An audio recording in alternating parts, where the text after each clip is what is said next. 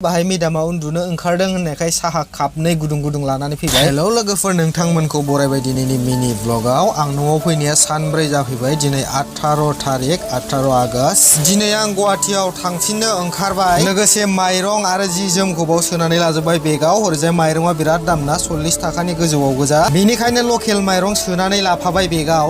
न'आव फैबाथाय गुबुन जायगायाव न' गारनानै थांफिननो बायो। नाथाय मा खालामनो, उफाय गैया। खामानियानो बेफोरबायदिखौ सोलोंनानै लाबायबा गारि खारनांग्रा खामानिखौ।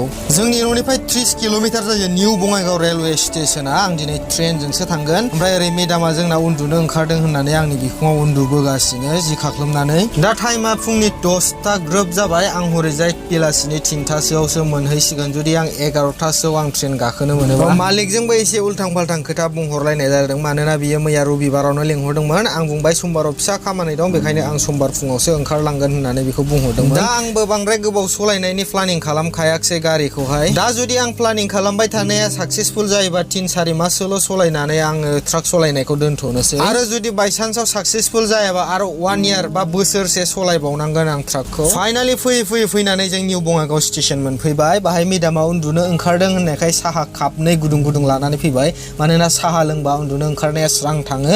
आरो कफि मोनबा साबसिनबावमोन, नाथाय बेयाव कफि गैया। साहा लोंखांनानै मेदामनावसो फैसा 500 थाखा बिथ'नांबाय। आंनाव फैसायानो गैलामोन, थाइसेबो जोबजोबबायमोन टिकेट दाननोबो। ओरै आं ट्रेननि टाइमखौ नायनानै टिकेटखौ दानबाय। 11:15 गंसे दङ गुवाहाटि एक्सप्रेस। लाइन थानानै टिकेटखौ मोनबाय। टिकेट दानखांनायनि उनाव आं प्लेटफर्मथिं फैनानै ओरै थांलाय ओरै फैलाय जागासिनो। मानो होननानै बुङोबा अनलाइनाव खिथादों प्लेटफर्म नाम्बार 1A आव फैगोन होननानै। ट्रेना दा एनाउन्स होनाया जाहैबाय प्लेटफर्म नाम्बार 1B आवसो फैगोननो। दा निउ बङाइगावआवबो बिराद गिदिर जाबाय स्टेशना।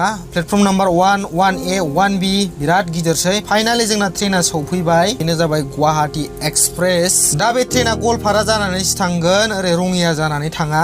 थ' लोगोफोर, फाइनालि आं आजरा स्टेशनावनो ओंखारनांबाय। मानोना आंना गारिया आमिनगाव पार्किंआवसो दं। नोंथांमोनाथ' दाख्लै नुखादों आंखौ आमिनगाव पार्किंआव गारबोनानै फैनायखौ। दा आं बेनिफ्राय ससे फैनानै मेजिक बा बासफोर हमनानै थांनांसिगोन। आरो जालुकबारियाव गंसे सोलायहैबावनांगोन, मानोना बिनि गारिया जालुकबारिसिमल' थाङो। फाइनालि मेजिक गारि गंसे मोनबाय। पेसेन्जारानो गैया। दा ड्राइभारा पेसेन्जार नागिरथिंलाबायगासिनो गारिखौ एकदम असाइस पार्किं खालामनानै। लोगोफोर, फाइनालि आमिनगाव पार्किं मोनफैबाय।